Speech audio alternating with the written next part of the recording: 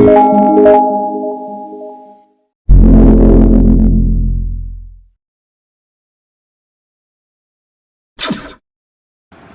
لیے آج کی تلاوت مقدس متی کی انجیل 13ویں باب کی 24 تا 43 آیات مقدسہ۔ اس نے ایک اور تمثیل ان کے سامنے پیش کر کے کہا کہ آسمان کی بادشاہی اس آدمی کی مانند ہے جس نے اچھا بیج اپنے کھیت میں بویا، لیکن جب لوگ سو گئے تو اس کا دشمن آیا اور گیہوں میں زوان بو کر چلا گیا۔ جس وقت پتے لگے اور بالیں نکلیں تب زوان بھی ظاہر ہوا، تو گھر کے مالک کے غلاموں نے آ کر اس سے کہا، اے صاحب، کیا تو نے اپنے کھیت میں اچھا بیج نہ بویا تھا؟ پھر زوان کہاں سے آ گیا؟ اس نے ان سے کہا، کسی دشمن نے یہ کیا ہے۔ تب غلاموں نے اس سے کہا، کیا تو چاہتا ہے کہ ہم جا کر اسے جمع کریں؟ مگر اس نے انہیں کہا، ایسا نہ ہو کہ جب تم زوان کو جمع کرو تو اس کے ساتھ گیہوں کو بھی اکھاڑ لو۔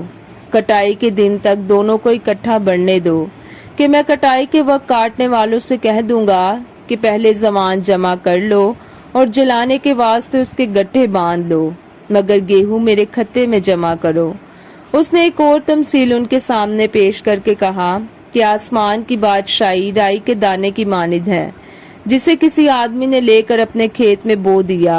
وہ سب بیجوں سے چھوٹا تو ہے، لیکن جب بڑھ جاتا ہے تو سب ترکاریوں سے بڑا اور ایسا پودا ہو جاتا ہے کہ آسمان کے پرندے آ کر اس کی ڈالیوں پر بسیرا کرتے ہیں۔ اس نے ایک اور تمثیل انہیں سنائی کہ آسمان کی بادشاہی اس خمیر کی مانند ہے جسے کسی عورت نے لے کر 3 سا آٹے میں ملا دیا، یہاں تک کہ وہ سب خمیر ہو گیا۔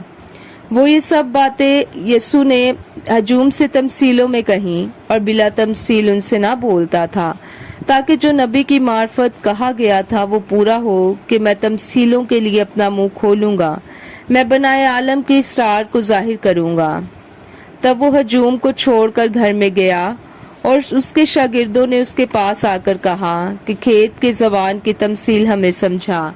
تو اس نے جواب میں کہا کہ اچھے بیج کا بونے والا ابن انسان ہے اور کھیت دنیا ہے، اور اچھا بیج بادشاہی کے فرزند ہے اور زوان بدی کے فرزند ہے، اور وہ دشمن جس نے اسے بویا وہ شیطان ہے، اور کٹائی کا وقت دنیا کا آخر ہے اور کاٹنے والے فرشتے ہیں۔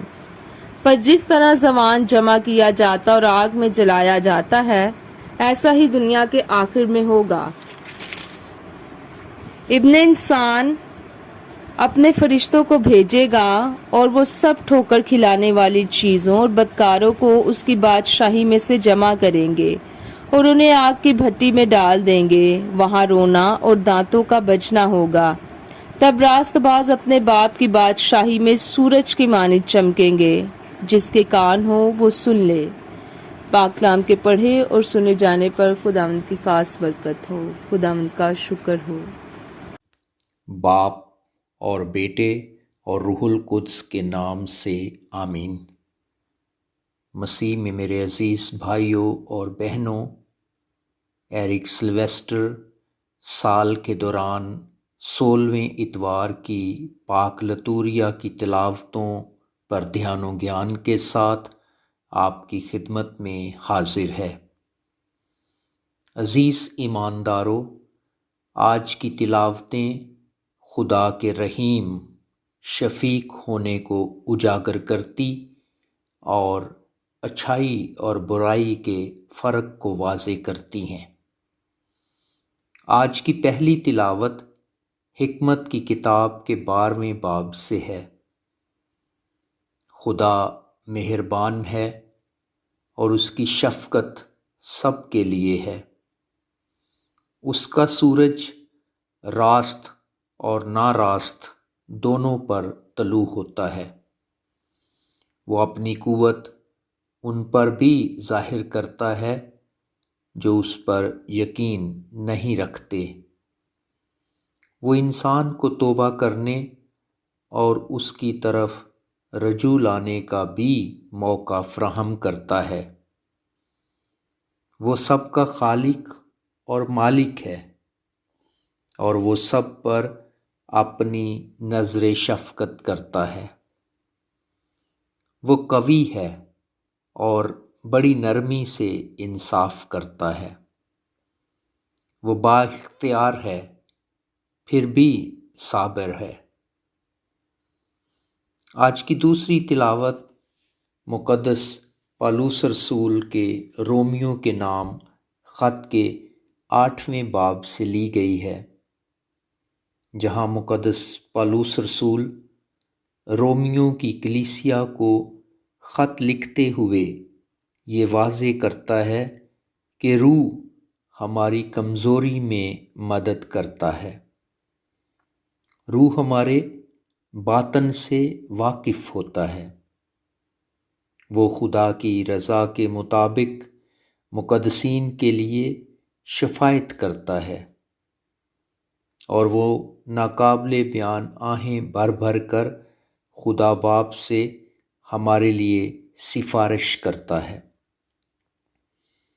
آج کی پاک انجیل اس بات کو عیاں کرتی ہے کہ خدا صابر ہے۔ خدا نہیں چاہتا کہ کوئی ہلاک ہو، بلکہ وہ زندگی کا خدا ہے اور سب کو زندگی دینا چاہتا ہے۔ خدا ایسے شخص کو چاہتا ہے جو اپنے دل میں خدا کی بادشاہی کو حاصل کرنے کے لیے ہر لمحہ بے قرار رہتا ہے۔ عزیز ایماندارو، ہمارا خدا اچھائی کا خدا ہے۔ اس نے کائنات کو تخلیق کرتے وقت کہا کہ اچھا ہے، اور انسان کو تخلیق کرتے وقت کہا اشرف المخلوقات، یعنی تمام مخلوقات سے بالا تر۔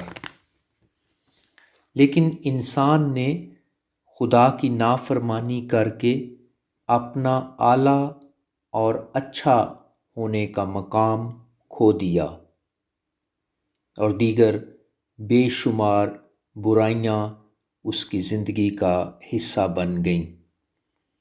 اس لیے اب انسان میں اچھائی اور برائی کم و بیش موجود ہے، لیکن خدا انسانوں سے پیار کرتا ہے۔ خدا ہمیں بار بار موقع دیتا ہے کہ ہم اپنی بے راہ روی کو ترک کریں اور توبہ کر کے نئی زندگی شروع کریں۔ خدا اچھا ہے، انسان اچھا بننے کی کوشش کرتا ہے۔ خدا پاک ہے، انسان پاک بننے کی جستجو کرتا ہے۔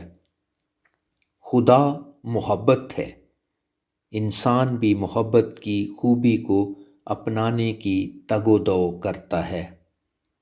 خدا کامل ہے، اور انسان کاملیت کی طرف سفر کرنے کی کوشش جاری رکھے ہوئے ہے۔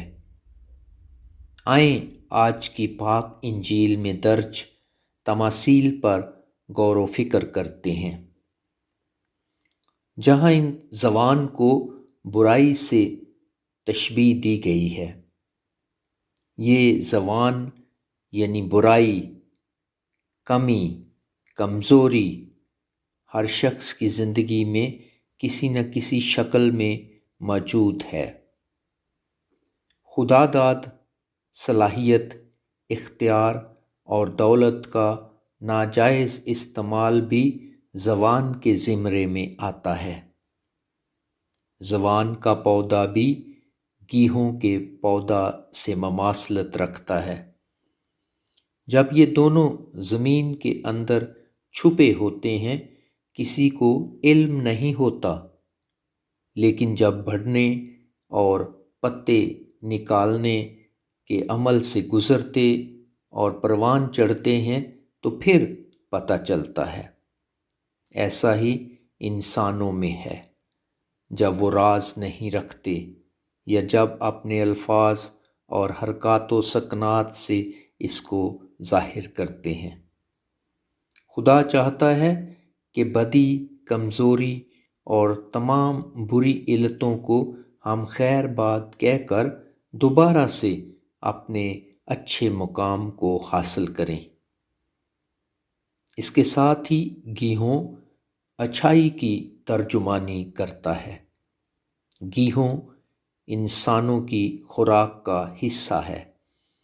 دوسرے الفاظ میں گیہوں انسان کے اچھے خیالات، خوبیاں اور اس کی اچھائیاں ہیں، جہاں سے اس کے اعلیٰ پن کا اندازہ ہوتا ہے۔ آج کی پاک انجیل میں لفظ دشمن برائی کے لیے استعمال ہوا ہے۔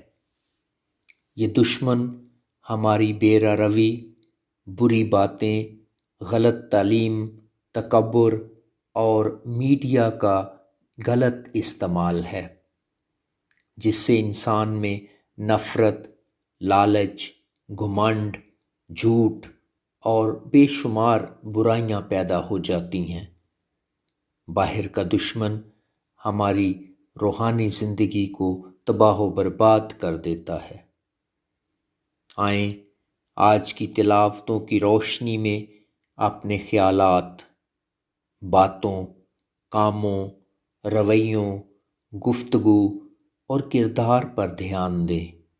یہ کیسے ہیں؟ کیا یہ دوسروں کے لیے اذیت کا موجب تو نہیں؟ اگر ہیں تو اپنے آپ کو تبدیل کریں اور ایمان، امید، محبت، رحم، معافی، قبولیت اور امن و سلامتی جیسی اقدار کو اپنائیں، تاکہ ہماری زندگی سے دوسرے لوگ شادمانی محسوس کریں اور خدا کے نام کو جلال ملے۔ مسیح خداوند کے وسیلے سے، آمین۔